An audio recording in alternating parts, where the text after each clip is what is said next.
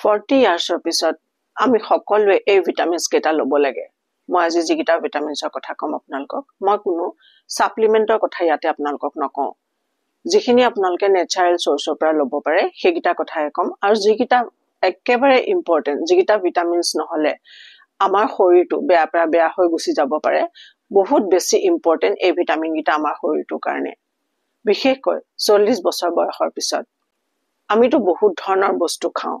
তাৰ ভিতৰত আমি কিছু ভিটামিন পাওঁ বয়স হিচাপে কি ভিটামিনছ আমাৰ শৰীৰটোত দৰকাৰ হয় সেইটোত ইম্পৰ্টেন্স দিব লাগে নহলে হয়তো আগলৈ গৈ বহুত ধৰণৰ হেলথ ডিফেক্টস হ'বলৈ ধৰিব যেতিয়া আমাৰ বয়স বাঢ়ি যায় আমাৰ শৰীৰত কিছুমান এক্সট্ৰা নিড আহি পৰে বোন ডেন্সিটি আমাৰ কম হ'বলৈ ধৰে এনাৰ্জি লেভেল আমাৰ উইক হৈ যায় হাই ব্লাড প্ৰেছাৰ ডায়াবেটিস থাইৰয়েড এইবিলাকৰ ৰিস্ক বাঢ়ি যায় এই চ্যালেঞ্জক ফেস কৰিবৰ কাৰণে বা আঁতৰত ৰাখিবৰ কাৰণে আমাৰ বডিটোক কিছুমান ভিটামিনছৰ দৰকাৰ হয় আৰু এইখিনি আমাৰ ডায়েটত ইনক্লুড কৰিবই লাগে আজি যিকেইটা ভিটামিনছৰ কথা কম 40 পিছত আপোনাৰ শৰীৰটোক বিশেষভাৱে জৰুৰী জানোৱা হওক আটাইতকৈ ইম্পৰ্টেন্স ভিটামিন কেইটাৰ কথা যিকেইটা আমি ল'বই লাগে এই বিষয়ে ডিটেইলছ কে জানোৱা হওক এক নম্বৰতে আছে ভিটামিন ডি সবতকৈ ডাঙৰ আৰু ইজি সোৰ্স ডাইৰেক্ট সানলাইট আমাৰ শৰীৰত ভিটামিন ডি জৰুৰী ক্যালসিয়াম আমাৰ হাড়ৰ কাৰণে কিমান জৰুৰী এটো সকলোৱে জানে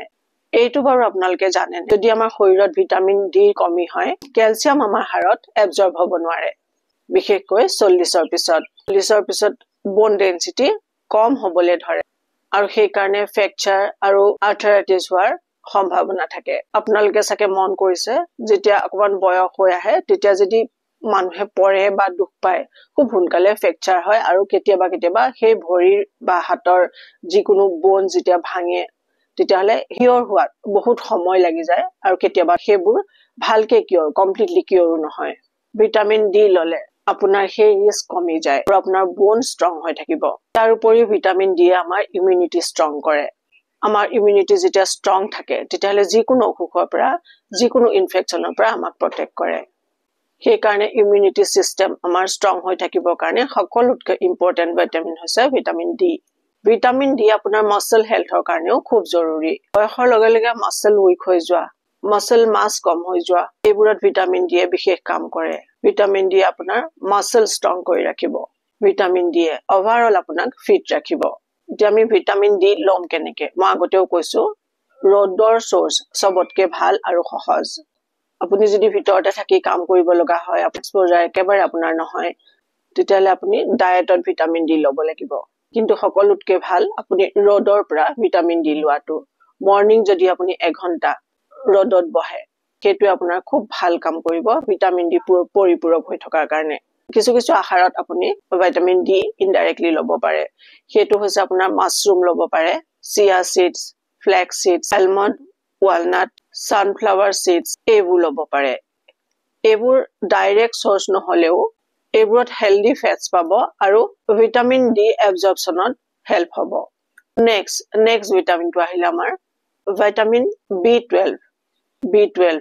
ব্ৰেইন ফাংচনৰ কাৰণে আৰু আমাৰ এনাৰ্জি লেভেলৰ কাৰণে বহুত বেছি ইম্পৰ্টেন্ট B12 আমাৰ ব্ৰেইন শাৰ্প কৰে আৰু এক্টিভ কৰি ৰাখে ভিটামিন B12 যদি কোনো মানুহৰ কমি যায়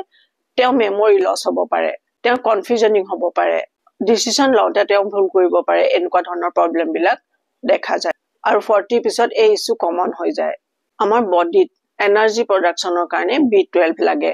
এইটোৱে তেজত ৰেড ব্লাড সেল বঢ়ায় আৰু অক্সিজেন আমাৰ বডিত বিভিন্ন পাৰ্টলৈ ডিস্ট্ৰিবিউট হোৱাত হেল্প কৰে আপুনি যদি ঘনাই ভাগৰুৱা অনুভৱ কৰে তাৰ এটা বিশেষ কাৰণ হ'ব পাৰে আপোনাৰ বডিত B12 ৰ কমি হৈছে ভিটামিন ডি আমাৰ হাৰ্ট হেলথৰ কাৰণেও বহুত বেছি জৰুৰী ই ইনডাইৰেক্টলি হাৰ্টক প্ৰটেকচন দিয়ে আমাৰ বয়স বঢ়াৰ লগে লগে আমাৰ বডিত ভিটামিন B12 ভালকৈ এবজৰ্ব হ'বলৈ অসুবিধা হয় আৰু সেই কাৰণে 40 পিছত বহুতৰে B12 কমি হোৱা দেখা যায় B12 এনিমেল বেস ফুডত পাব মিট ফিশ মাংস মাছ গাখীৰৰ যিকোনো প্ৰডাক্ট এইবোৰত ভিটামিন B12 পাব আৰু যদি আপুনি ভেজিটেৰিয়ান হয় almond walnut sunflower seeds pumpkin seeds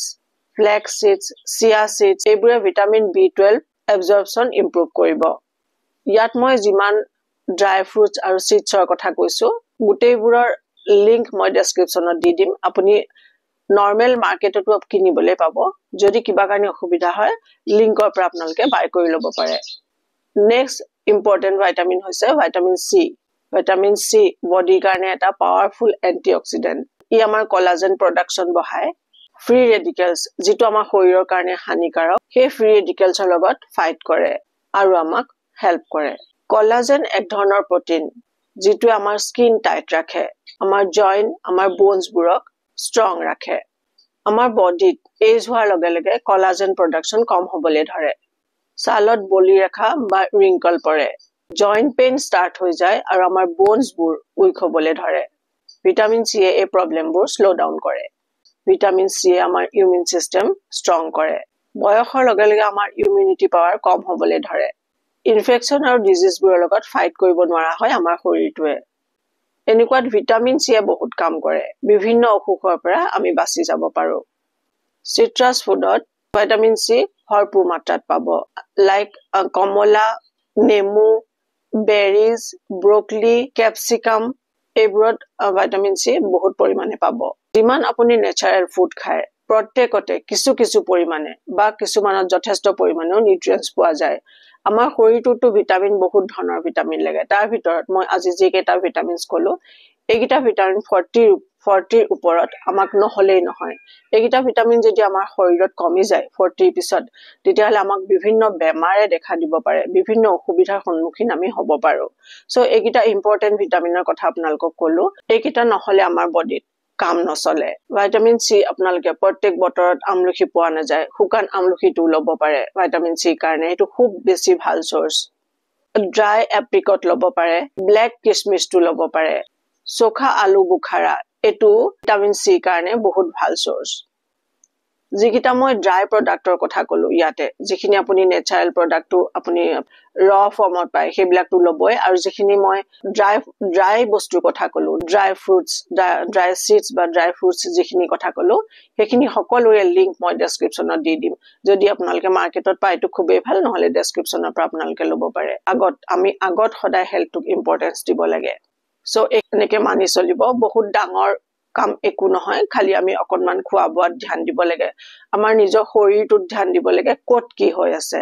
এটা কথা মন কৰিব আপুনি যেতিয়া শৰীৰটোত কিবা এটা প্ৰবলেম হয় তাৰ আগতে আপুনি কিছুমান সলিউশন লোৱাটো জৰুৰী প্ৰবলেম হোৱাৰ আগতে সো এইখিনি কথা মন কৰক 40 পিছত এই ভিটামিনছ কিটা আপোনালোকৰ শৰীৰত লাগে এটো অকমান ইম্পৰ্টেন্স দিব সুখেৰে থাকক ভালেৰে থাকক বহুত সুন্দৰ হৈ থাকক মোৰ শুভেচ্ছা থাকিল